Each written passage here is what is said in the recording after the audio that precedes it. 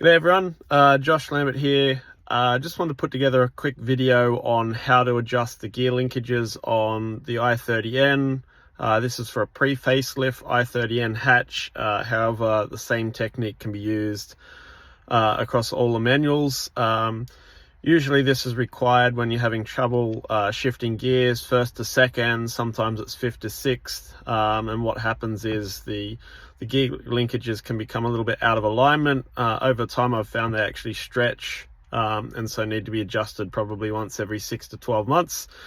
So I'll show you the process. It's pretty quick, and yeah, let's go. First thing we need to do inside the car is to remove the center console part. So first bit is the gear knob.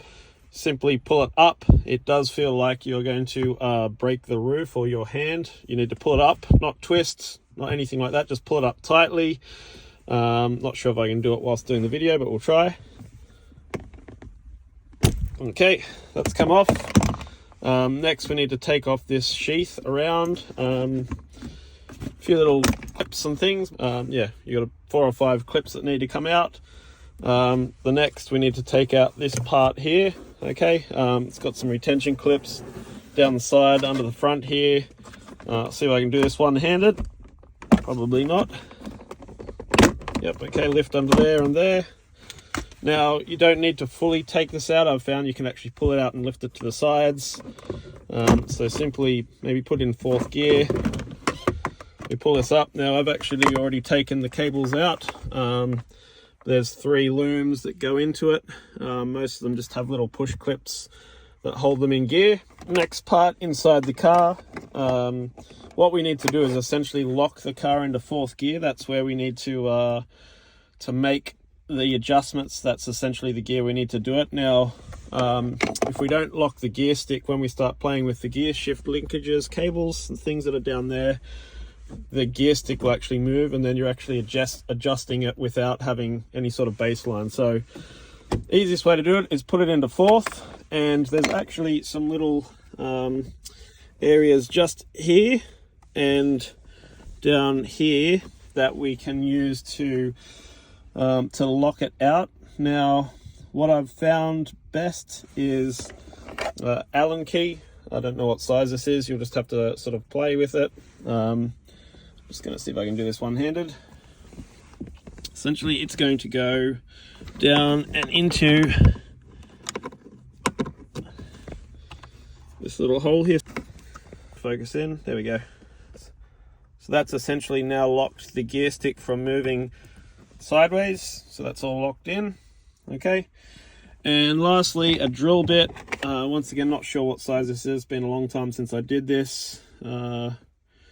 Maybe 4 mil size drill. I've heat shrinked it, and what we want to do here is slot it in the side here and through here. Just 1 second. A little bit hard one-handed.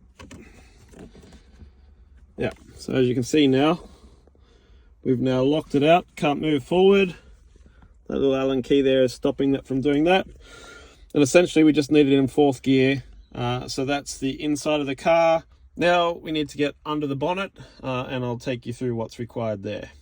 Under the bonnet here now. Now everyone's car will be slightly different depending on what intakes we want. We need to be getting to the gear linkages down there. We can just see one of them there.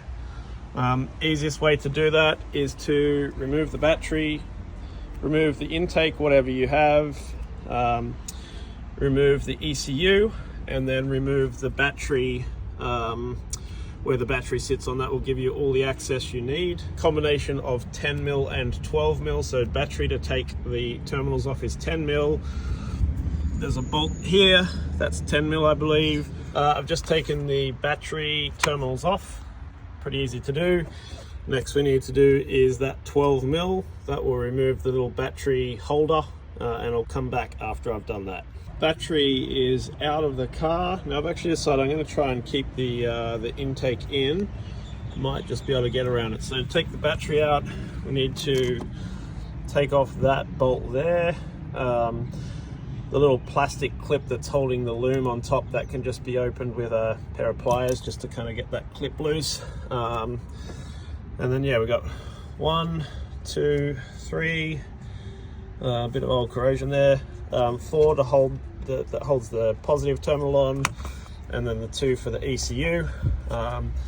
So ECU is quite easy to take out, but we'll first of all just take off these looms. Alright, so they're free. They're free. And I said just need to take that one out, take those out, and then the ECU will be out. ECU is out, as I said. Take the loom off, take the 2 bolts off holding it to the side, another one there just in the background under that clip. But also there's 1 bolt at the back here with that number 4 on it, holding the battery tray at the back, so I need to undo that as well. All those bolts are now out. It's a simple matter of pulling it up. Now this can be a little bit tricky sometimes, but just you can see here the tab here and here. Need to get that clear, get the battery tray up. Now I'll just try and do this one-handed, not sure how easy it'll be, but alright, so battery tray is now out. Alright, so we got 2 of these guys here. One adjusts the forward gear shift action and one is the side, and they basically then adjust the gears. And so what happens is we need to adjust the length here. Now, quick way to do it, we pull back this plastic here. As you can see, there's a little pink clip here. Push the pink clip, and now the cable can actually settle at the length that it likes. So essentially we push that out, we let the cable settle. We know that inside the car we're in 4th gear, yeah, that should automatically settle. What I like to do when I haven't adjusted it for a while is actually take this little circlip out here. Let's see if I can do this.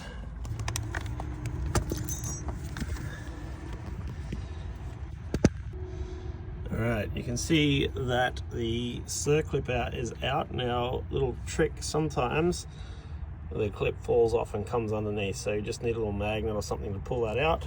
But essentially what we're looking to do is pull this off. You can see we can adjust the length of the cable. We basically let that settle into a position that it likes. We push that back on, push the pink clip back in, and now that is now perfectly settled. And then we rinse and repeat for the other one back there. That's all that's needed to do. If for some reason you do drop that circlip, all I've done is I've put a little magnet on the end of a rod. Perfect when you've dropped your 10mm socket down as well. So battery's back in, and we'll go inside. We'll finish putting this back together. Also, whilst I had it apart, I replaced the USB module here, so a bit of a test for both of these when we start it up. Let's just make sure it starts. Okay, all good, started up. I'm just gonna, you won't be able to see it, but I'm gonna check whether the USB works. Alrighty, so just tested it up. USB all working, as we can see. Success for the USB cable. And also, whilst we're going to pull it apart, as I said, we adjusted the gears. So let's push this all back together. You just need to make sure that the spring is inside it. Sometimes it likes to come off. Put that on. Should all clip back in. Okay, that's all clipped back in. One more. And we'll put the knob on. Okay, so we just want to make sure it changes to all the gears. Feels good. Yep, all still working. Feels good, feels smooth. Alrighty, USB works. Thumbs up, we'll take it for a drive.